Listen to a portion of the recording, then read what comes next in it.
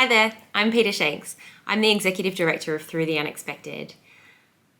I'm recording a presentation today, one that I recently gave at the Women's Health Forum. I'm recording it for YouTube because it provided a really good summary of our project that we're doing called Facing the Unexpected. I won't go into the project because that's what the presentation's all about, so sit back and let's get on with it. I actually wear a few hats. I am a lecturer at James Cook University, and I'm also doing my PhD on the maternal experience of receiving a prenatal diagnosis, a specific one.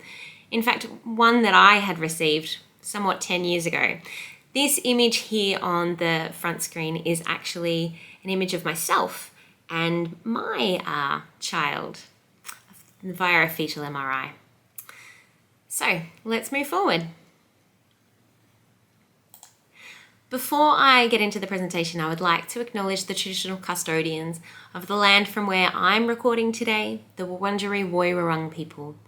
Wurundjeri are the Witchetty Grub people whose ancestors have lived on this land for millennia. I would like to pay my respects to elders past and present. This always was and always will be Aboriginal land. This project, Facing the Unexpected, is a collaborative project conceptualised by Through the Unexpected. Through the Unexpected is a health promotion charity that aims to improve the experience of prenatal diagnosis. We have the vision to ensure that all people are informed, supported, and empowered through prenatal diagnosis.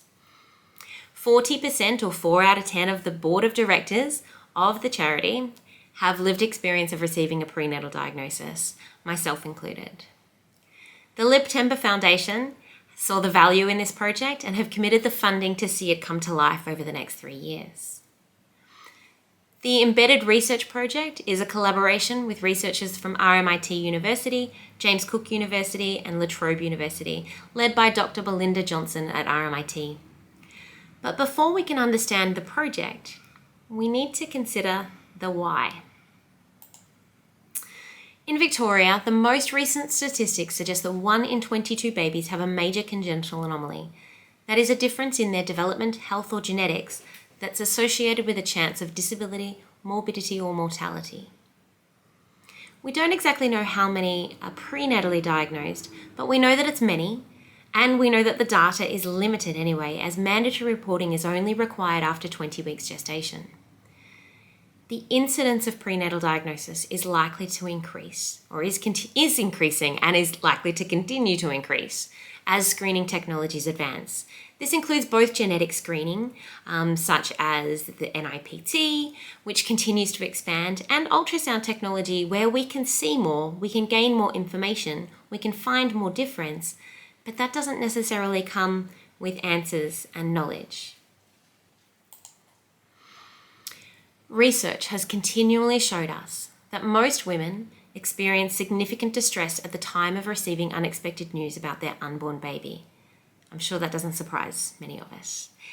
We know that the experience of pregnancy in itself is future-focused. Many parents start making plans for their future from the moment they come to know that they're carrying a baby, others even earlier.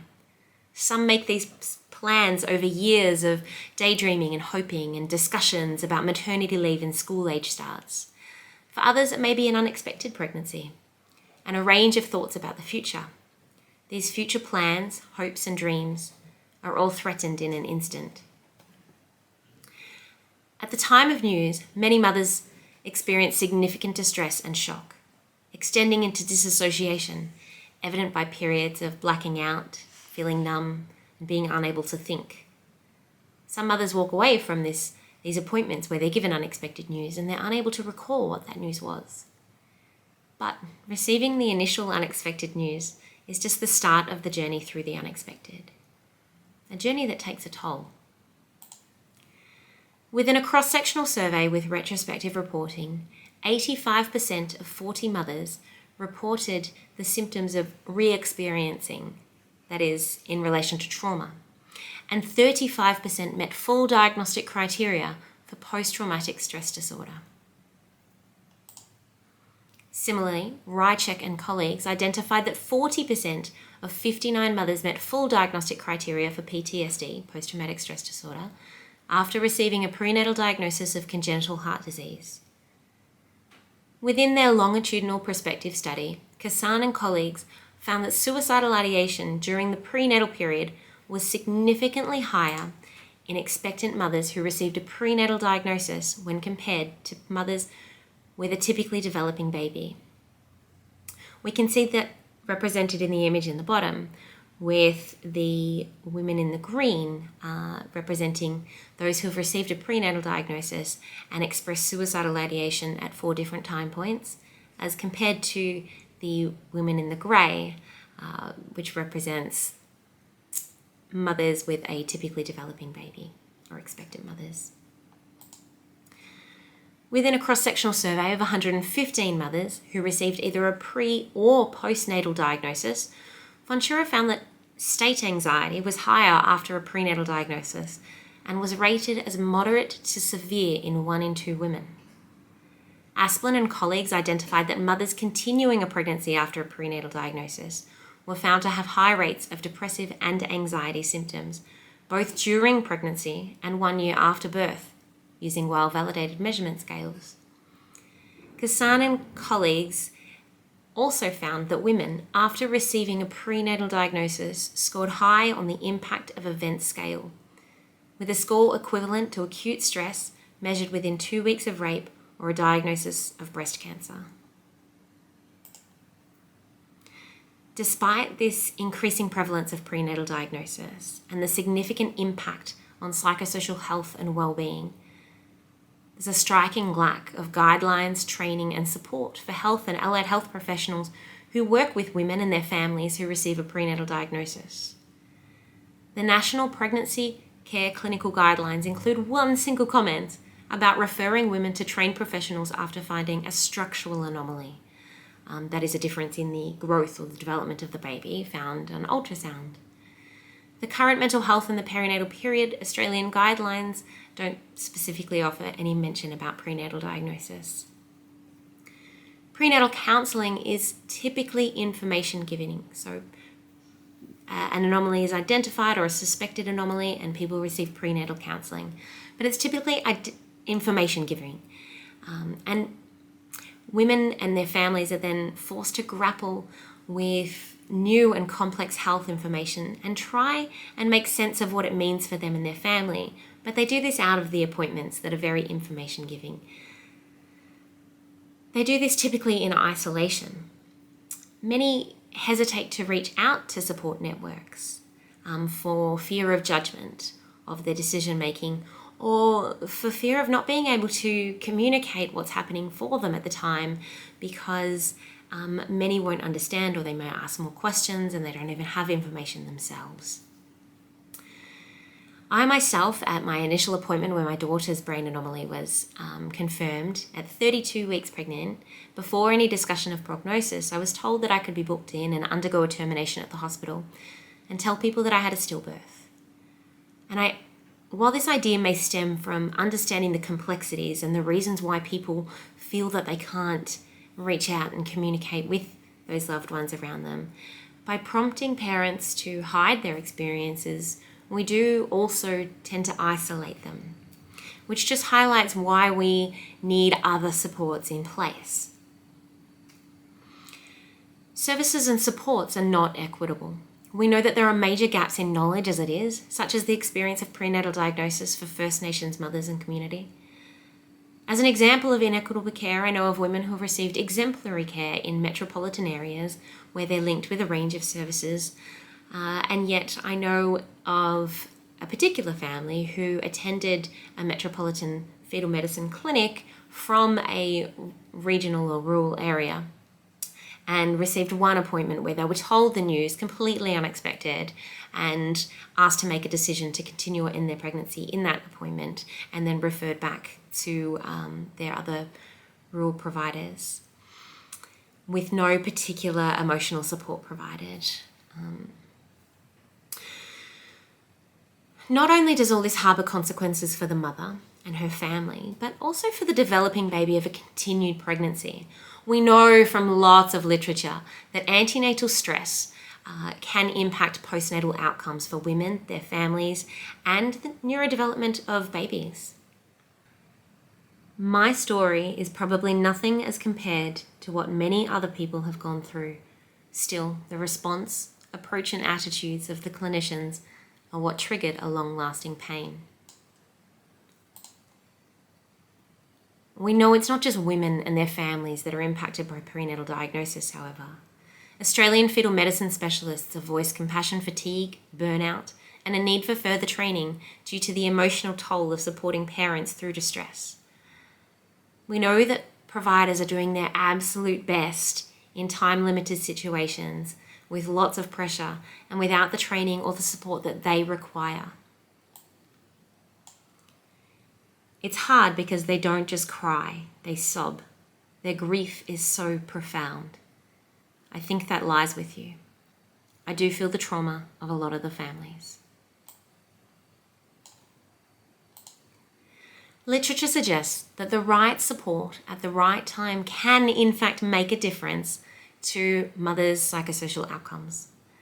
When mothers receive non-judgmental, non-stigmatizing support that meets their needs and their family's needs, meets them where they are, and gives them support to process, time to process news, to explore values, to consider decisions, make memories, and return to pregnancy from diagnosis, no matter what the outcomes or the decisions made are, we know that we can improve psychosocial outcomes. There is hope. We can work towards change, a future where mothers receive person-centered support and health and allied health professionals have the time and confidence to provide that. Our collaborative training program aims to do just this, inspire hope and broader systemic change, and thus improve psychosocial outcomes for women, other pregnant people, and their families who move through the unexpected. Okay, so we know the why. Let's look at the what, or the how. This all started with an idea and a deep dive into the literature and scoping of the current available training and services, which there isn't much. From this idea, an initial learning sequence was developed.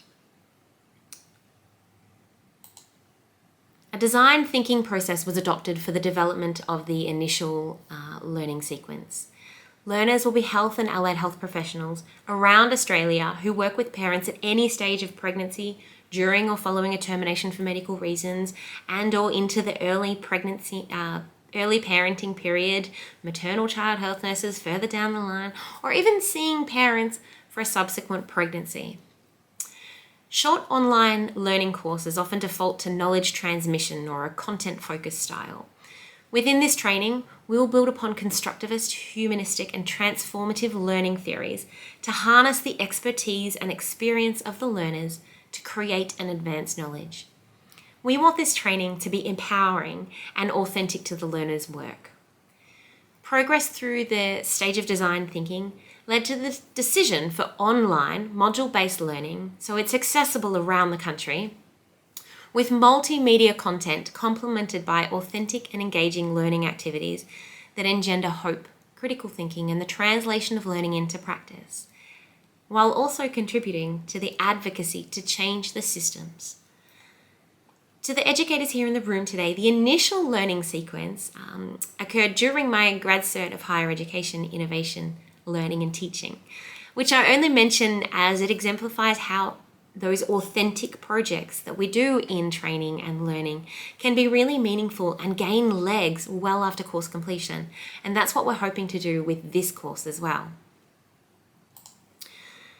A significant component of the project is the embedded program of research led by Dr. Belinda Johnson from RMIT. This program of research will address some knowledge gaps that are specific knowledge gaps related to the Australian context. We've conceptualised 2 studies, or are working on the second. I'm excited to say that the first study will be disseminated soon. No, I can update that and say it's actually live now. The survey is live. This is a survey to gain the perspectives and experiences about for understanding training for health and allied health professionals. We have the tick of human research ethics approval, and I will add links to the survey in the description below. The second study is to consider and embed lived experience throughout the training program. We're currently communicating with the project advisors to determine the best way for this study to progress, but I'm happy to say we've got some really exciting ideas that are boiling and bouncing through the project advisors and the research team, so it's really exciting. This brings me to introduce the project advisors and the module collaborators. We want this training to be meaningful and meet the learning needs of varied health and allied health professionals, while also being informed by lived experience and a wide range of lived experiences specifically. We have project advisors that stem from a range of fields and backgrounds, including lived experience. The advisors will determine the format of the training, shape the research, and provide key oversight into the development and launch of the training. So that initial learning sequence, it may even get pulled apart and changed. It was just about having something to start with, really. The information is available, this information is available on the project webpage, which I will also provide a link to in the description. When it comes to developing the specific modules, we will work with experts to translate the research findings into the modules. This means we'll collaboratively determine the learning outcomes, the content, the readings, the activities, informed by the research findings and the broader literature and the collaborative team. As a side note, through this collaborative approach, we've also identified the need for a high-quality evidence synthesis about the psychosocial outcomes of mothers who receive a prenatal diagnosis. So this is occurring as a rapid review guided by the Cochrane Rapid Review Guidelines, and that's currently underway. The collaborative approach to the development of the modules will then be followed by the production, the putting it together. Continuing the design thinking process, a high-fidelity prototype will be presented to health and allied health professionals and people with lived experience for feedback and further refinement. This then takes us to the training launch. We had initially anticipated launch for mid-2023, but this requires flexibility if we're to be true to a co-design and collaborative approach, because those relationships take time to nurture, feedback takes time to come back, and you can run with a really good idea and then the team says, actually, let's stop and unpack this. So we really want to be true to that. We will prepare a separate introductory module as well, which will be housed by the Centre of Perinatal Excellence, or COPE as we might know them. And we also hope to work with any professional organisations out there who may like to consider a similar introductory module to be available on their training platforms. Ideally, it would be wonderful if we could connect with those professional organisations who provide their module for perinatal mental health or pregnancy counselling to specifically claim the Medicare item about non-directive pregnancy counselling, because at the moment we know that many of that 3-hour little course doesn't include prenatal diagnosis in it all. But there is a fundable or funded Medicare item sitting there that could really be utilised by people who need support in that decision-making time. There's a massive gap there, and we can really harness services that are already out there. So if you're from a professional organisation thinking, oh yeah, we offer that, please get in touch. We would love to work with you. I will keep going. Finally, the full training program will be available at a fee through the Unexpected, and thus bringing the charity an income stream to further extend training, information resources for parents and families moving through the Unexpected, supports for people and advocacy. And we know it's not just all about training. We know there's systems. We need to take a systems approach to this. Finally, the project will undergo a full evaluation led with oversight by Associate Professor Chris Maley from La Trobe University. So here we have a co-designed project that not only addresses gaps in knowledge, but includes the translation of that research.